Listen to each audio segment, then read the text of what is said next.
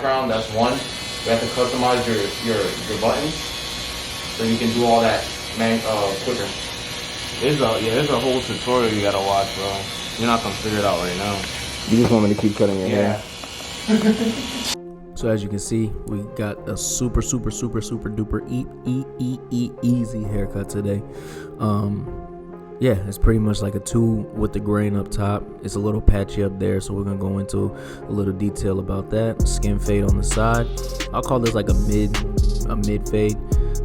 We're leaving almost no C cup. So yeah, this haircut is super simple. So I don't know what else to say. I mean, it's just a super simple haircut. Yeah, so we started in with our initial guideline with the trimmer. Made that guideline all the way around. Now we have the blade open, creating our first panel. I broke this haircut into 5 different sections. So if you're looking at the side of his head, you're pretty much going in front of the ear, behind the ear, and doing that on both sides, and then the back of the head. So here I got the blade all the way closed. We're working on that bottom line, going up about 1/4 inch, a little closer to 1/2, and then we're gonna open the blade and then fade down from there, so that way we don't raise that guideline. And it's important to make sure that at least you're bald to one open. You're giving yourself enough space for a nice smooth transition. Just so you have a nice clean fade. You don't want it to be too compressed, and then from different angles or distances, it just looks like a bowl cut, or you just want to make sure it's as smooth as possible.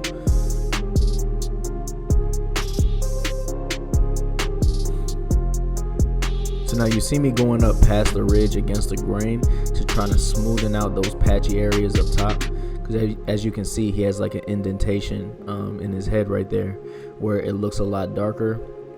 Especially considering that there's the recession right there. So I just wanted to make sure that I'm smoothing that out and making sure that it's all the same length, so the haircut makes sense. But as you can see, the blend is coming together nice.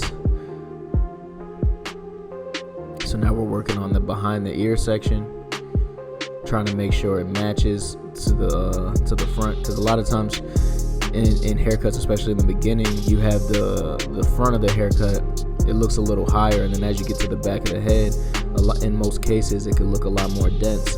So we're just trying to make sure that all the way through the haircut looks the fade looks even all the way through.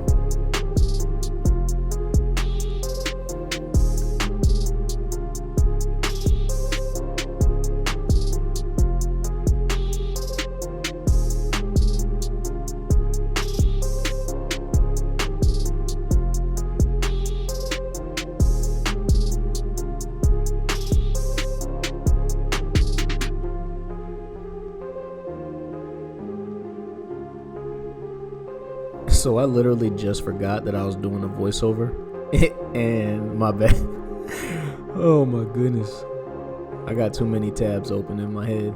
I'm sitting there watching this video thinking about other stuff, and I forgot I was doing a voiceover. My bad for the silence.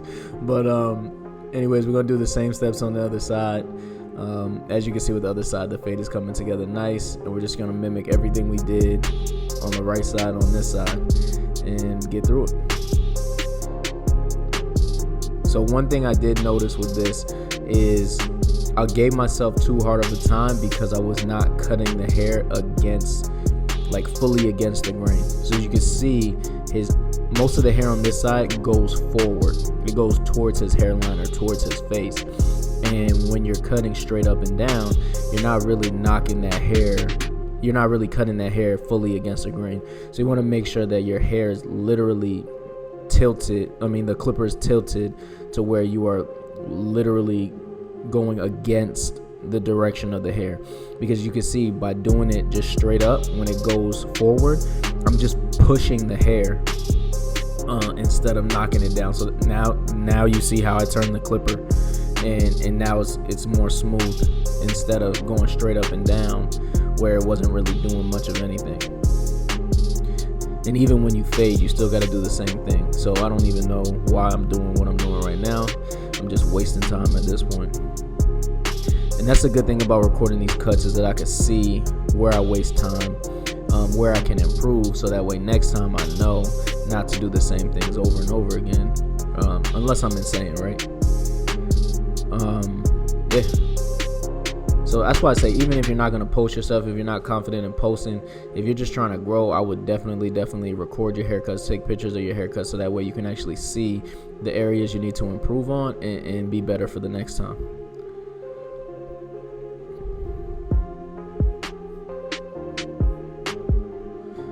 So boom, we're coming right along. And I think the highest guard we use on the side is a 1 open. So we're just going from 1 to 0 to the half.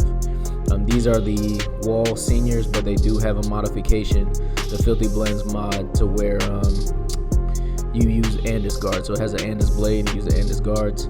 This one here is a wall senior, just a regular wall senior, but it has a fade blade on it. And in most cases I use that for detail work.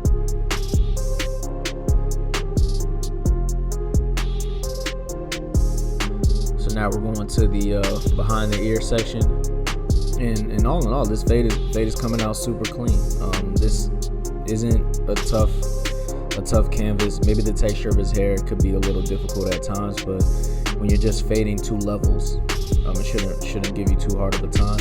You just want to make sure that you're giving yourself the necessary space to blend out those panels and create a smooth transition. And just make sure you keep looking in your mirrors or checking your camera to see if any spots that need detail, and then go from there.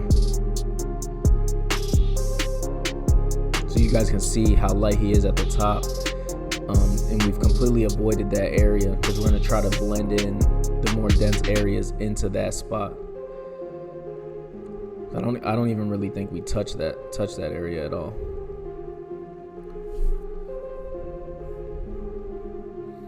So as you can see, now we're going to the back and we just have that little area to knock out.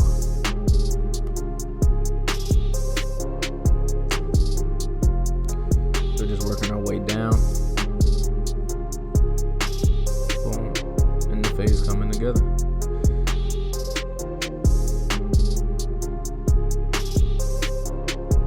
So now we're about to get into the lineup.